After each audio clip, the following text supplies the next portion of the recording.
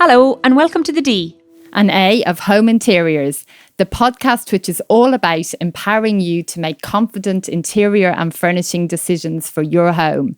I'm Audrey, founder of Audrey Whelan Interior Design. And I'm Deirdre, founder of youfurnish.com, such 100 plus furniture retailers on one website. The DNA of Home Interiors is proudly sponsored by checkatrade.com. If you need help with your next home improvement project, you can search from over 39,000 recommended, vetted and monitored trades on checkatrade.com. So today's podcast is all about the topic of decluttering your home. Deirdre and I are delighted to be joined by Helen Sanderson, who is a professional organiser. Helen helps people create beautifully organised, clutter-free homes. Deirdre and I have so many questions for Helen today, so we can't wait to find out more about her approach, her background, and how she helps people solve all these problems. So Helen, welcome to the podcast. Hi, thanks for having me. It's really great to be here. Brilliant. So just to get us going, can you tell us a bit about yourself, your background, and what led you to becoming a professional organiser for people's homes? Well, ironically, I went to art school and I went to art school to study painting, actually, but ended up in the sculpture department and found that I had a bit of a fascination and love for space. So I ended up creating installation art and spaces. And so my journey with space has gone throughout my whole life. So around in my 30s, I trained as an interfaith minister. And we were asked to find some sort of ministry that we wanted to offer the world. And for me, it was creating sacred spaces. And then while I was doing that, I was also asked by a friend to help them declutter and organise their home. And so I just noticed that when I look back over my life, there's been lots of examples where I've been working with space, whether that's been designing it, clearing it, knocking walls down, helping people move out of homes that they don't need anymore. So it's been a passion of mine for many years. So Helen, it's absolutely amazing when we think about space. And one thing that I reflect on around sort of my life experience is that I felt as a home growing up, we had too much things potentially in the home. Now, we were a big family of 7 people because our grandparents lived with us. And as a result, as a young kid, I used to regularly clear out my wardrobe and get rid of items I wasn't wearing. I would say I was a great organizer back then, but I've sort of changed as I've gone through my life. And now when I look around at my items and clothing, I'm like, oh, but that was nice. I might wear it one day. Is that something that you see with people, that they change along their life stages as to what their approach is to belongings, clutter, organizing? That's a really interesting question, isn't it? Because one of the things that I ask people when I meet them is, what was your relationship with your childhood bedroom? Because quite often how we are as a kid in our space gets either carried out throughout our life or we do the opposite. So, what I'm looking for is there a pattern that got established quite early on?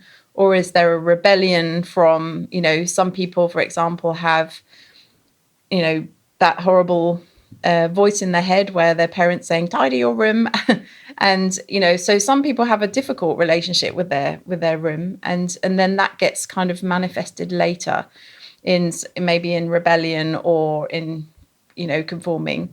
But also I think what you're talking about is, you've accumulated life and, since you were a child, and with life comes experiences and meaningful events, and we often place meaning into the objects that we have. So it gets a lot more difficult to let things go when you've been through difficult times, or you've got some sentimental items. So in our home really is an expression of ourselves, isn't it? So people often say to me, I don't want my home to look like a hotel, or I don't want to be a minimalist. I want to have a home that is homely. So we kind of want our home to look like a meaningful place where we can have a relationship to our objects and our memories and our experiences. Yeah, it's fascinating because I suppose if I think of my childhood growing up, it was never a clean your room. I think I liked doing it. I Yeah. liked it being very organized myself. I don't think I was ever told by anyone to do it. Yeah. And I suppose there's a little bit now where you're like, I might be able to use that again. And then thinking about, the environmental impact. If I get rid of something that I don't need, but I need something similar again, am I going to have to buy something? So I find like that's a little bit the tricky bit. And I suppose I've got the luxury of having quite good storage. So it is all behind closed doors. It still looks quite nice and pretty. Yeah.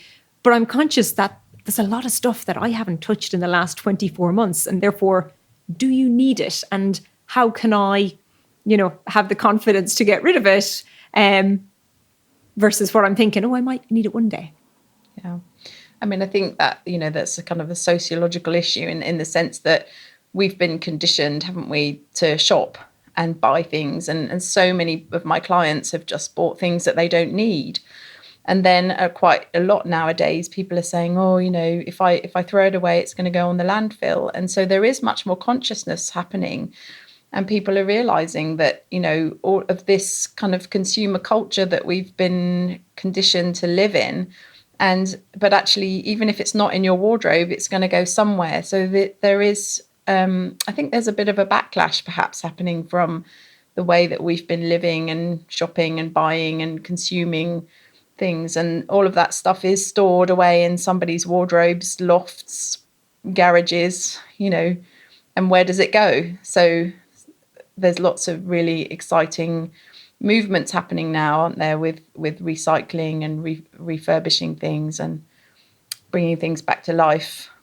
Yeah, I've found it really interesting, like over, you mentioned sort of 24 months, like if you haven't used it in the last 24 months, then, some people might say, if you haven't worn something in the last 6 months, you should get rid of it. And I've kind of found that's been like even more challenging over the last kind of 18 months or so because of the pandemic, where it's like, I'd look at sort of high heel shoes and think, well, I haven't worn them since probably Christmas 2019, but I'm still living in hope that I might wear them again. But it's because there hasn't been any opportunities to, go to weddings or do all these things that I might normally have done in that That's why period. I went for 24 months, Audrey, and not 12. Yeah. But I kind of, eventually I felt like I came to a different conclusion on it. And I think partly because we recently moved house, and obviously that kind of forced, us to, or me to kind of face all my belongings up front, like really pull them out of that wardrobe and kind of look at them. And then I started to think, actually, I think this is influenced by this kind of thinking of landfill and throwing things out and everything, and thinking, well, actually, is there a pressure almost because of all the TV shows about decluttering and these kind of words of advice about the length of time before you get rid of something? I thought, well, hang on, how about if I flip this on its head? And if I say to myself, yes, I have got 15 pairs of shoes, but what if I never had to buy a pair of shoes for the rest of my life? Even if I only wear one or two of these once more in the next however many decades, like, is there validity in that as a reason? It's like, I just felt like it was another way of looking at it.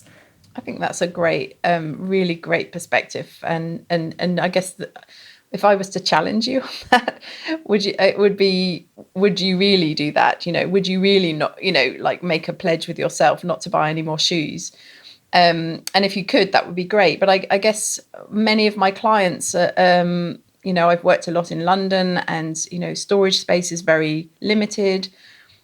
People don't have space for 20 pairs of shoes. And so, you can have the philosophy, well, I'm going to wear them all. But if storing 20 pairs of shoes or all of those suits and, all of that stuff, if it's then inhibiting the quality of your life, so you then can't put things away and things end up living on the chair or they're living on the floor, and then it kind of, the cupboard creeps out into your room.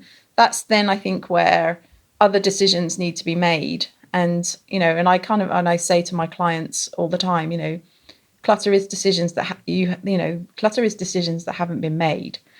So, things that you've been putting off then become, things that just creep, don't they? So sometimes it's really about like, let's just sit down and make time to, like you have because you've just moved, really review my possessions. I used Yeah. to love doing that as a kid. Like, I'm going to go through every drawer and I no longer need that. And clear that. And these are the 3 t-shirts I no longer need. And I did there was a joy about it. Yeah. But the thing I've noticed now that I'm getting joy from, if I can put it like that, is that I haven't bought anything in a long time.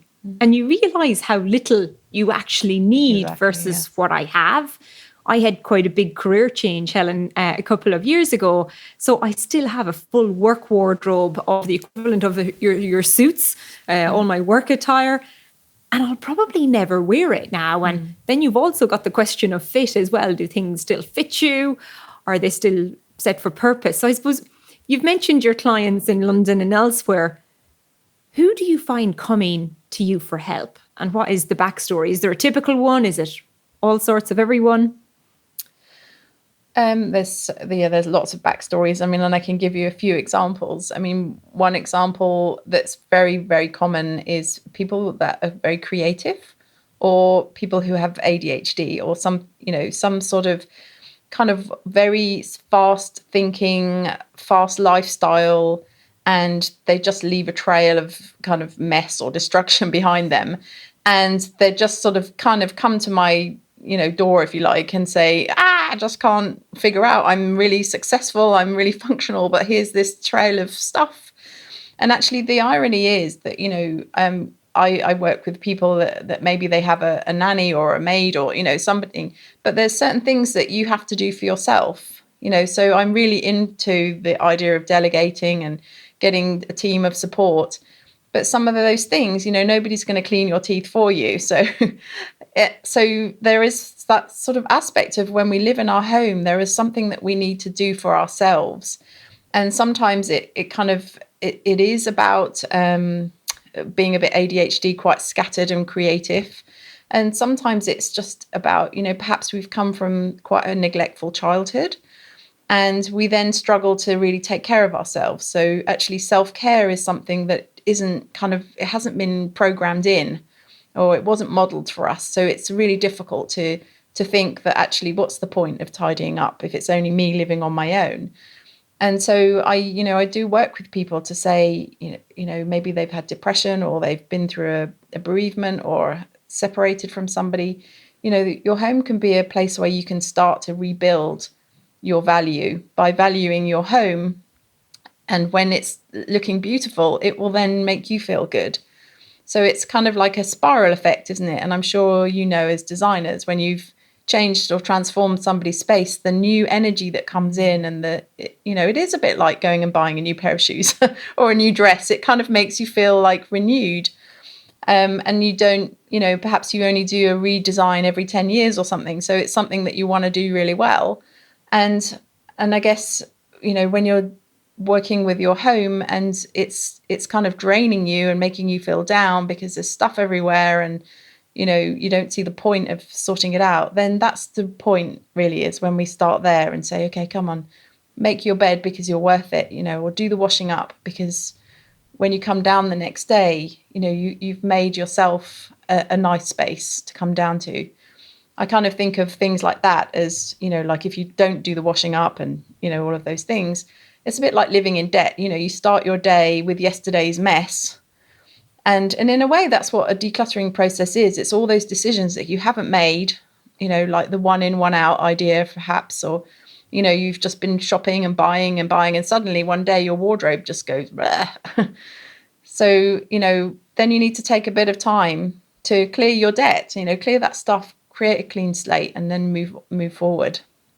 So Helen, you mentioned about shopping, and I've seen this so much as well through working with clients over the years, just that excess of stuff and new things being bought, and then almost, me thinking, are the other things even being looked at or used, or what's the kind of thought process here? And I just wonder if you've seen any change in that pattern, like over the last kind of 18 months or so with the pandemic, and perhaps do you think people a lot of the time now are shopping less because for a long time we didn't have non-essential retail open. Maybe impulse buying was not as much of a thing, or do you think online shopping just kind of kept that habit going? I think online shopping, people are sitting at home. They've got, perhaps maybe 2 hours more free time in a day because they're not commuting. Yeah. And, there's Amazon coming in every day with a delivery of a little bit of this, a little bit of that. And after a while, it does accumulate. And that's the thing, because you just think, oh, I just get that one thing. But one thing plus another thing, and then it just becomes a lot of things. And if you don't take that time to stop and review, and think, well, let's just get everything out. And do I really need all of this? Another thing that happens quite a lot is that people, when they're in a muddle, they can't find something. So I can't find the scissors, or I don't know where the sellotape is. So then they'll buy another. And because it's so easy now, just click on that button, in comes another pair of scissors. And then when we do the declutter, there's 5 pairs of scissors, because, and that the key thing about that is not just about the chaos, but it's also about the fact that if you don't have a mind map of your home, and as designers, you will clearly have this, and it's a skill that perhaps you have really well, and other people, often my clients, don't have that skill of mapping, and finding homes for things. It seems very obvious as we're speaking about it, but actually for somebody else, they just drop something or put it down, and they don't have that follow through of thinking, okay, these scissors need to go in the scissor drawer so that I can find them next time. And that's that whole thing about maintaining your space. So one of the things I use when I talk to people is an analogy of a garden. So if you've got your interior designer coming in and they're looking at the space, and they can't see the space because it's completely overgrown with weeds. So you've got to cut back the weeds. You've got to remove and let go of some of that stuff. And then once you've cut back the weeds and you've got this beautiful space, you can then go, oh, now I can create. Now I can see it, the space. And you maybe, while you did the cutting back, you found that you had a rose bush or some daffodils or something, and you want to keep those things, but the rest of it's gone. And then you think, oh, I'll put a decking over there and a water feature. So then you've created this beautiful space, but if you don't maintain it, then it's all going to grow back to how it was before. But I think quite often what happens is when you've created that new space, there's such a new sense of hope and inspiration that comes in, that there's much more motivation to keep it that way. And, the prospect of maintaining a garden that's full of brambles is really, it's not inspiring, is it? But when it's beautifully designed and you know where things are, and you know where your secateurs are, and you know where your clematis is, then it's much easier to maintain it, and there's joy in that. Quick shout out for our sponsor, checkatrade.com. Search recommended tradespeople online with checkatrade.com. Absolutely. And I think, I often find, people might be kind of rushing to try and sort out some kind of issues in their home through kind of getting more storage or buying new items, or, of course, that's one type of refresh, and that, too, can be really uplifting and everything. But at the end of the day, if there is that kind of excess of clutter and you still don't have that organized, I think, just that magic, like you're saying, how good it feels to have sorted that out, even if you weren't to have new furniture necessarily, if you're not in desperate need of new things, you still get so much benefit then out of really kind of restructuring everything. And I guess, when you said about kind of, you buy new scissors because you can't find them, and then maybe eventually you find 5 scissors around the place, that's reminding me of some of the Marie Kondo shows that I watched, and where the focus is very much on the categorisation rather than sort of saying, let's completely sort out one room and then move on to the next. And I mean, I did find in one way, I thought this from a technical point of view sort of makes sense to me. On the other hand, I did find it quite overwhelming as a thought process about maybe, kind of going through the whole house in one go and trying to sift out categories of things. So what's your approach when it comes to that? I don't work in that way, and often it's not very practical, So often, if there's a lot of stuff, I mean, it could be 6 days' work, So, Yeah. but I mean, there are sort of things like if there's paperwork, that all gets put to one side because you want to do all of your paperwork in one block, Or if there are books, generally do them all together. But occasionally, it's a jumble often, like if you imagine you've got your sort of high professional ADHD person and they just left a scatter of stuff, then I just go with a weeding method, that you go through the stuff and you categorize as you go along. And it's really about when you look at something and you see it and you think, actually, I don't need this anymore, and that's making the decision that hasn't been made.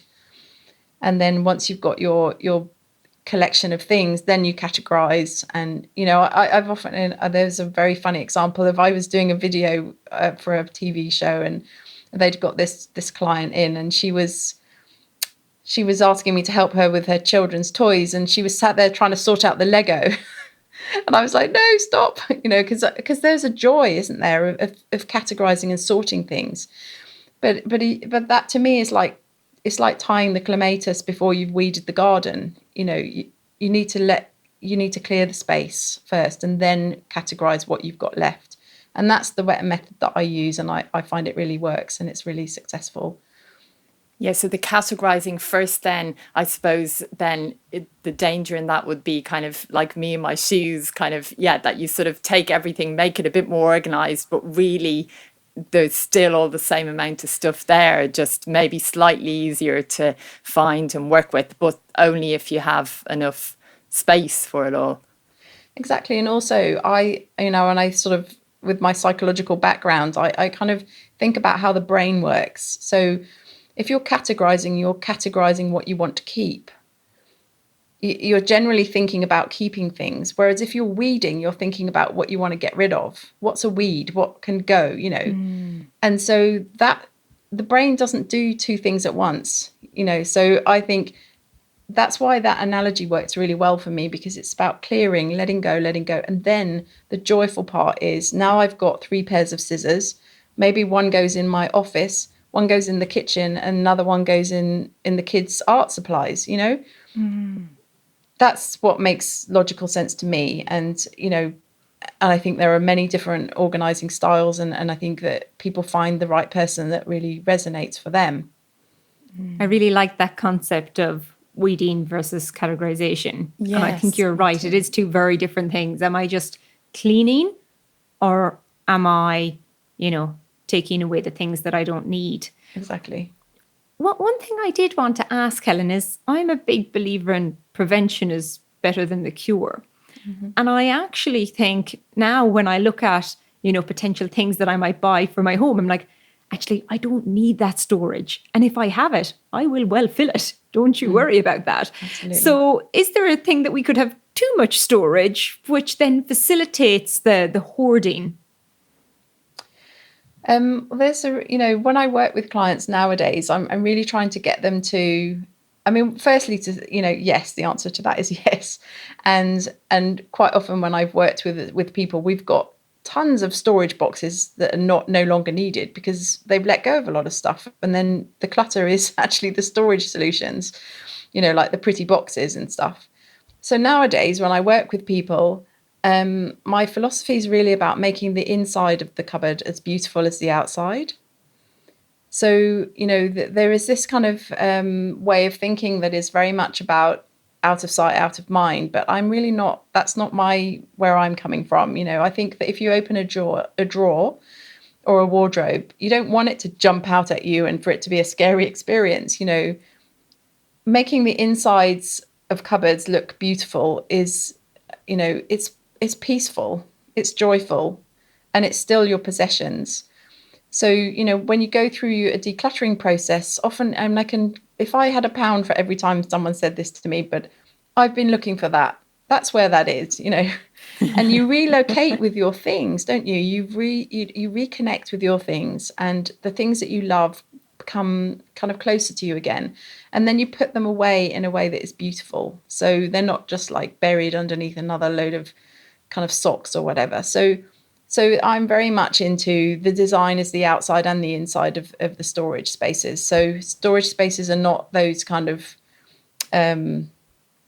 procrastination areas, or I'll do it later or tomorrow drawers. Yeah, I actually have a vision of my future home, and I would love a dressing room, but it's got all clear wardrobe covers on it, so glass that you can see through. So that way it stops you opening it, you get all the lighting, you can actually see everything, and I'd like to think it would hope you to be better.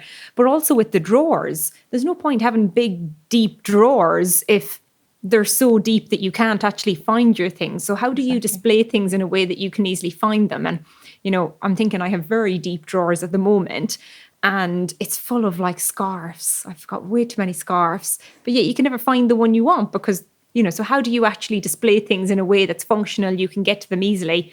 That's very much the thought process of where I'd like to get to in designing this, you know, dream dressing room in my dream house one day, if I'll ever get there. But, you know, I like that idea of everything just being really easy to see, easy to get, and taking away the search element. Absolutely. You know, like I said, that is where the peace of mind comes, isn't it? Where you can locate in your mind what you want, and then you can visually see it. And that's a stress-free life for me. And that's what often, you know, and again, you know, when people phone me up and they talk to me, they say, and I say, what do you want? And they say, everything has its place and there's a place for everything. And that would be the one thing that people say to me over and over again that they're yearning for. And yet, you know, in order to get there, you need to let go of stuff, and letting go is painful for some people, you know, and it does require that you sit down and you make a lot of decisions, and that is tiring. And my philosophy is, you know, let's take a day off, let's do it and get it done, rather than decluttering 2 or 3 things a day, you know, which tends to kind of it's not as impactful. Yeah, I think like time is so important with these things, isn't it? And, you know, it's understandable that obviously where time is so poor for so many people, it's almost like it becomes one of these stressful things that almost doesn't ever get put in the diary like a holiday or like something else, where it's like, right, this actually needs to be dealt with as a big chunk. And Deirdre, when you were saying as a child, you know, loving kind of taking the time, sorting things out, so I'll just have these 3 t-shirts or get rid of these. And I mean, I would have been quite like that as well. I mean, my childhood bedroom was kind of scarily like tidy and everything displayed. I used to like dust this glass surface and everything and put everything back. But when I think back on that, I go, that was the luxury of time. But it was also that I had 3 younger brothers absolutely bulldozing the rest of the house, and I just felt like this bedroom was, you know, my sanctuary. But yeah, the time, and I just think, you know, when do you get time like that back again in life? But maybe that is a lesson that almost we need to take from, maybe, you know, if you do have those memories of the years gone by. I think we need to make time. You know, I mean, if your physical health is kind of, your body's saying something's wrong, I'm not right, you know, you take the time, don't you? Maybe you go on a yoga retreat, maybe you do a detox. You give yourself that time, and, you know, your body is your temple for your soul, and your home is your temple for your body. So, you know, why not make that time to make your home beautiful? And it's the space that holds you through your life. And as you said at the beginning, Helen, we all have probably an extra 2 hours that we're spending on shopping when we're not commuting. Exactly. So the time excuse is probably not relevant for most of us as much as we'd like to blame it on that. I also think there's an element of your frame of mind on the day. So there was some days I would be much more ruthless with my stuff than other days. So I think it's about maybe taking advantage of the days that you're feeling a little bit less sentimental about it. And, you know, when you do get that, to really go for it and sort of clear it out. Do you think there's a psychological effect in terms of people's state of mind on a particular day? You know, I think we're all different, and you know, both of you have given examples of your childhood bedrooms, which, you know, and you're designers, so it's kind of like the stories in the background. You know, like some people have that skill set that to make space, you know, they really love and make space, and some people just don't. You know, some people are numbers people, or some people are, a word to people and they just don't have the skill set and they feel bad about themselves. And I guess what I want to say is don't feel bad about yourself. Your state of mind is really important, and some people are going to need some support. That's some people are really good at getting up every morning and going for a run, and some people aren't, and I'm one of them. But it's like the state of mind that you have when you're decluttering is sometimes you need some support. Sometimes you do need that extra pair of eyes to kind of see things slightly differently.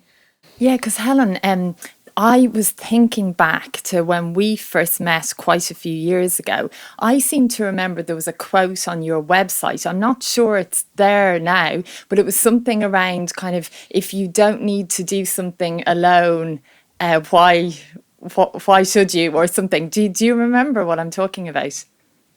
I don't actually, but I'll have to go and have a look. It was one of these things that stuck in my mind, and I've tried to find the exact quote since, and I didn't. But it was something that really resonated with me at the time. So this idea of you don't have to do things alone. So to me, it was that, for some people, they might, like I said, kind of blame themselves or take on this burden that, oh my gosh, I need to declutter for some reason. I can't motivate myself, or I was going to do it on Saturday and then I just felt like I was having a bad day and I didn't do it, and then I feel more guilty. But this idea that actually maybe sometimes you do just need that support, you need somebody else involved, and then you find that motivation. And it mightn't be that you always need the support, you might just need it for a small chunk of time to kind of get you on the right track, and I guess that's probably relevant to so many areas of life, and it's probably also relevant that in so many areas people have that internal battle of maybe not sort of seeking the help, or feeling they don't need it, or they don't deserve it, or whatever the reasons might be. And I think that's that's a great point, because I've been nearly doing this for 15 years, and when I started, people were quite ashamed about asking for help, and it was very sort of it was, the influence was coming from the States.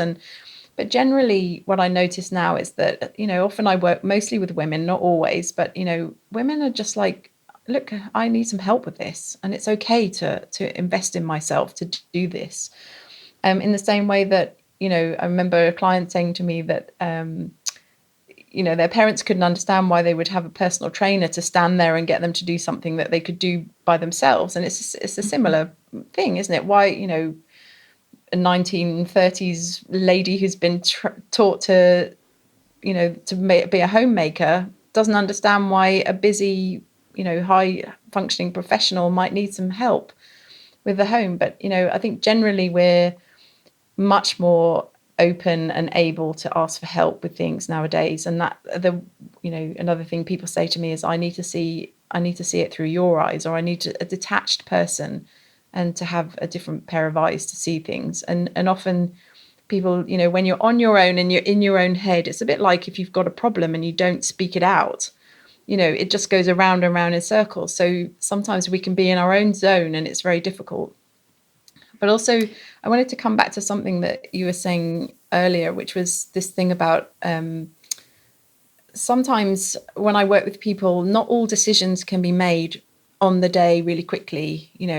I have a system, when I work with my home declutter kit and I use the system, I have a don't know card for those things that you need to think about, you need to reflect on. And there's also what we call the gremlins card for things that need to be put away for next year. So I when I work with people, sometimes big tears come out because they find things that remind them of really hard times, or really people that they've lost. So it needs to be done sensitively and with care, and not expect yourself to kind of like declutter and make a decision about everything really quickly. There is a process, and the process means that some things, you need to sleep on it. Some things you need to discuss it with somebody. Some things you can make a decision straight away, and other things just need to be put away for a few months, and put a date in your diary and say, I'm going to come back to that sometime later. But there's a lot that can be done in the here and now. Yeah, because I guess even if you can reduce things by a certain percentage, that's already a massive Exactly. help, isn't it?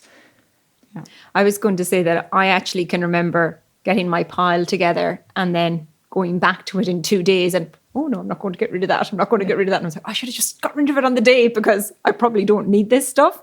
So it's someplace in between, isn't it? It's finding Yeah. those ones. No, if I'm happy to get rid of it, that decision has been made.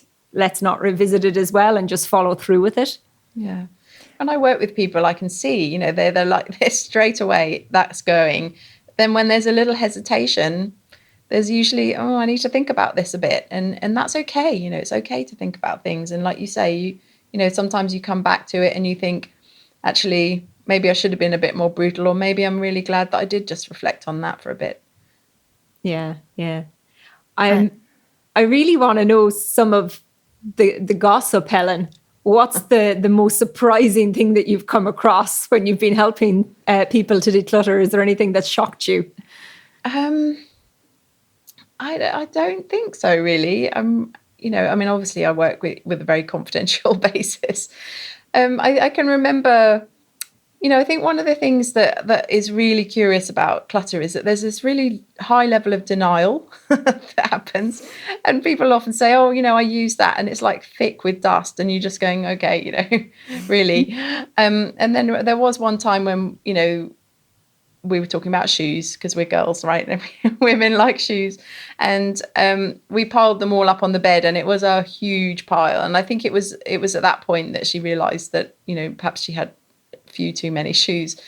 So sometimes, when you do get everything into one place, it can be quite shocking for that person, because if you imagine you've had 3 pairs here, 3 pairs there, you can spread it all out and create a little bit of denial about how much stuff you've got. And then when you can actually pile it all in one place. There was another person, actually, client, we had lots of fun. She had so many scarves. You were talking about scarves, and I got her to put them all on. And, they were like right up to here. And it was just like that episode of Friends where Joey wears all of his clothes. Exactly. Like and the Ryanair flights in the old days, Yeah. getting all the luggage on.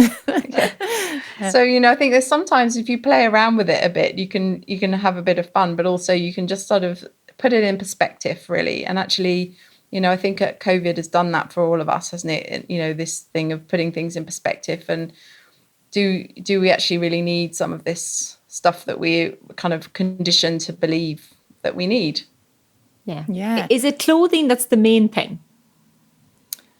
I think a lot of people struggle with papers. We're still in a revolution, in a way, the digital revolution, and not everybody's kind of, different generations are at different stages.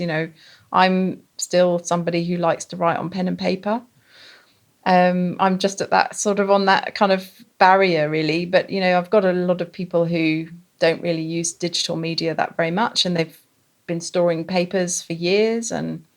Or often people, especially I think mums with kids, they'll have so many kids' drawings and paintings, or every single birthday card that every single child got for every year. And if you just keep saving them, and then photos, masses and masses of photos, which of course now, because of the digital revolution, we're not collecting so many in the paper form anymore. But, so those things, and they are much more difficult to kind of let go. When somebody's taken the time to send you a card, it's hard to let it go, isn't it? Yeah. But actually, in reality, if you've had 5 kids and you've kept every single card, and birthday, Hanukkah, Christmas, all of it accumulates. And do you get them out? Do you really get those cards out and look through them? So just having a few really precious memories in a box, I think, is something that you grab if there's a fire. That's what I say to people. Yeah. And again, I guess all those things do become much easier, or sort of, it's like you're bringing it to the surface when you start talking to somebody else about it, isn't it? Otherwise, it is just this internal thing, like, oh, I've got all these boxes of things, but almost nobody knows, or nobody needs to know, or something. Exactly. But then, yeah, when is it going to stop if you just keep adding to it? That's the scary side. But I can definitely resonate with, that happening, and yeah, how easy it is for that to happen. So Helen, I know we're getting close to the end of our time with you, but I would love to hear a bit more about the book that you have coming out. Yeah, it's really, really exciting. It's been maybe 5 years in the writing. Wow. And it's just based on stories of my experiences when I've been working with people. So I kind of think that I've said, some people have had some hard times in their life, and they get buried under the clutter. And when they're ready to decide to sort of process that, then some difficult things get processed, and sometimes it's good to have somebody there to support you through that. And so some of the stories are quite sad stories actually, but they're stories with happy endings, or people that have been through a transition or gone from one side of the bridge to the other, and I've been privileged enough to share that journey. So that book's coming out in spring 2022, and so if you're interested in finding out about it, then you can find me on my website. Yeah, I think that sounds brilliant. I'm really looking forward to being able to read it when it comes out. So yeah, I presume you'll have it. Yeah, I know you're saying you don't have an exact title yet, but it will be all on helensanderson.com then closer to the time. Amazing. Well, Helen, that's been absolutely insightful.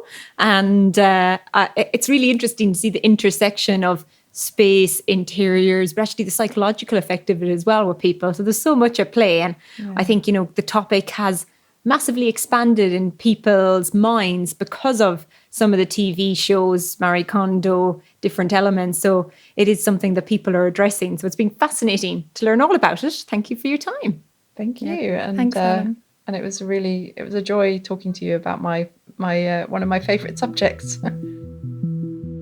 If you enjoyed our podcast, we would be delighted if you could rate, review and subscribe on your favourite podcast provider. This will help others who are seeking home and furnishing advice and inspiration discover the DNA of home interiors. You can find us on Instagram, Facebook, YouTube and Twitter at the DNA of Home Interiors. If you are looking for inspiration and help in designing your home interiors, take a look at Audrey Whelan's masterclasses on audreywhelan.com/events. And don't forget to check out youfurnish.com, a search and comparison website which helps connect people with amazing furniture from over 100 retailers. We designed it to solve the problem we and thousands like us faced furnishing our homes. And now we are really excited that everyone can search, discover, compare and shop for their home all in one place. Thank you to our sponsor checkatrade.com for their support in bringing this episode to you. And most importantly, thank you all for listening today. We hope you can join us next time.